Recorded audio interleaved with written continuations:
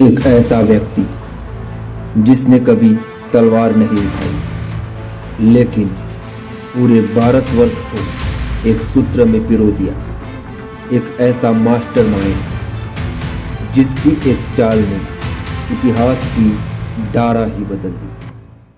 आज से 2300 साल पहले जब भारत सैकड़ों टुकड़ों में बटा था, जब विदेशी आक्रांता हमारी सीमाओं को तोड़ रहे थे, तब एक साधारण ब्राह्मण ने वो कर दिखाया जो किसी योद्धा ने नहीं किया।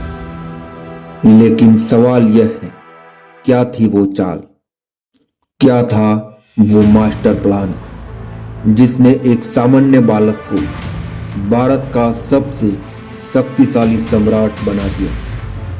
आज के इस वीडियो में हम जानेंगे चाणक्य की वो रणनीति जिसने न सिर्फ मौर्य साम्राज्य की नींव रखी, बल्कि राजनीति और कूटनीति के नियम ही बदल दिए। तो बने रहिए हमारे साथ, क्योंकि यह कहानी सिर्फ इतिहास नहीं, आपकी जिंदगी बदलने वाला सबक है।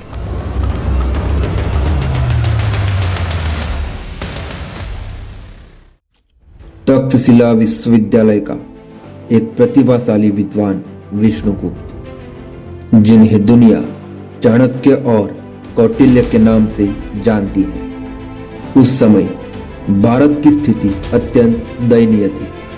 छोटे छोटे राज्य आपस में लड़ रहे थे। सिकंदर महान पश्चिम से आक्रमण की तैयारी कर रहा था और मगध साम्राज्य में दनानंद जैसा अत्याचारी शासक राज कर रहा था। एक दिन चाणक्य को राजा दनानंद के दरबार में बुलाया गया, लेकिन वहां जो हुआ वो चाणक्य के जीवन का टर्निंग पॉइंट बन गया। राजा दनानंद ने चाणक्य का सार्वजनिक रूप से अपमान किया, उन्हें कुरूप ब्राह्मण कहकर दरबार से बाहर फेंक दिया गया। उस क्षण चाणक्य ने अपनी शिखा खोल दी और एक संकल्प लिया, जब तक मैं नंद वंश का विनाश नहीं कर दूंगा, तब तक यह शिखा वापस नहीं बांधूंगा। लेकिन यहां सोचने वाली बात यह है, एक निहत्था ब्राह्मण आखिर दुनिया की सबसे शक्तिशाली सेनाओं में से एक को कैसे हराएगा? और यही वो क्षण था जब चाणक्य ने समझा, युद्ध सिर्फ मैदान में नहीं, दिमाग में जीते जाते हैं। रोकिए, क्या आपने कभी सोचा है कि सफलता के लिए ताकत जरूरी है या रणनीति? चाणक्य ने साबित किया कि सही रणनीति के सामने कोई भी ताकत टिक नहीं सकती, और यही बात आपकी जिंदगी में भी लागू होती है। तो चलिए जानते हैं चाणक्य की वो मास्टर प्लान क्या थी। चाणक्य जानते थे दनानंद को हराने के लिए उन्हें एक ऐसे योद्धा की जरूरत है जो निडर हो, प्रतिभाशाली हो और जिसमें सम्राट बनने की क्षमता हो। और तभी उनकी नजर पड़ी एक युवा लड़के पर, चंद्रगुप्त। चंद्रगुप्त एक साधारण परिवार से थे, लेकिन चाणक्य ने उनमें वो देखा जो किसी और ने नहीं देखा, एक जन्मजात नेता की क्षमता। और यहीं से शुरू हुआ इतिहास का सबसे महान गुरु शिष्य रिश्ता। चाणक्य की पहली चाल थी शिक्षा और तैयारी। चाणक्य ने चंद्रगुप्त को सिर्फ युद्ध कला नहीं सिखाई, उन्हें राजनीति, कूटनीति, अर्थशास्त्र और मनोविज्ञान की शिक्षा दी। उन्होंने चंद्रगुप्त को सिखाया शत्रु की कमजोरी को पहचानना, मित्रों का सही चयन करना, सही समय पर सही निर्णय लेना। चाणक्य कहते थे, शिक्षा सबसे शक्तिशाली हथियार है जिससे आप दुनिया बदल सकते हैं। दूसरी चाल थी विभाजन और शासन की नीति। चाणक्य ने समझा कि दनानंद की सेना को सीधे हराना असंभव है, इसलिए उन्होंने एक अलग रणनीति बनाई। उन्होंने दनानंद के साम्राज्य में असंतोष फैलाना शुरू किया, छोटे छोटे राजाओं को अपने पक्ष में मिलाया। दनानंद के विश्वास पात्रों के बीच संदेह के बीज बोए। और यह थी साम दाम दंड भेद की नीति।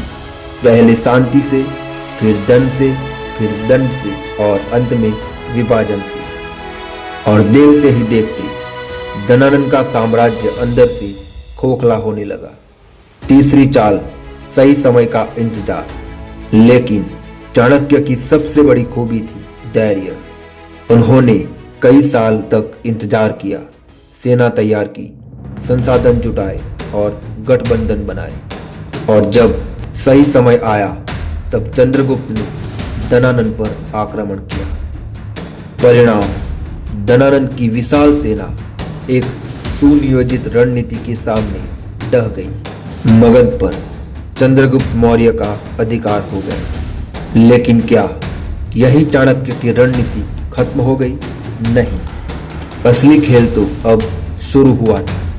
क्योंकि एक साम्राज्य जितना आसान है, लेकिन उसे बनाए रखना वो असली चुनौती है।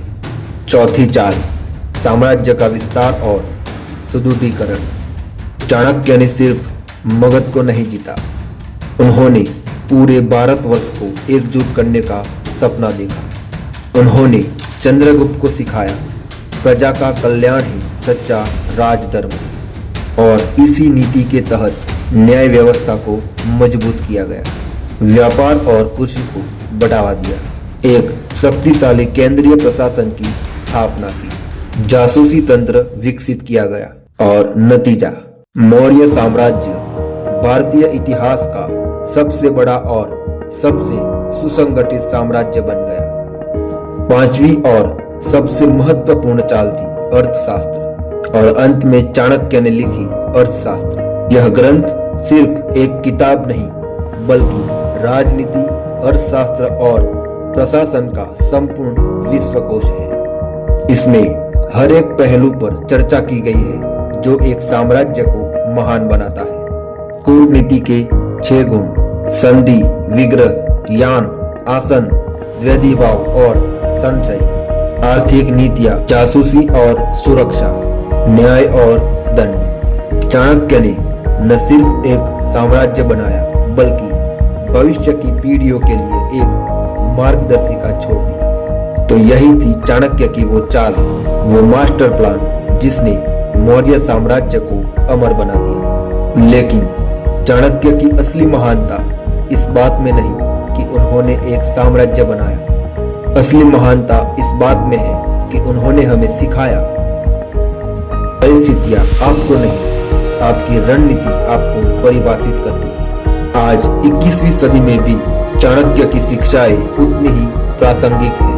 पहला सबक, शिक्षा और तैयारी में कभी कंजूसी न करें। चाणक्य ने चंद्रगुप्त को वर्षों तक तैयार किया और आप भी अपने लक्ष्य के लिए खुद को तैयार करें। दूसरा सबक है, सही समय का इंतजार करना सीखें। धैर्य कमजोरी नहीं, बल्कि रणनीति का हिस्सा है। तीसरा सबक है, विपरीत परिस्थितियों में भी हार न माने। चाणक्य ने खाली हाथ शुरुआत की और पूरा इतिहास बदल दिया।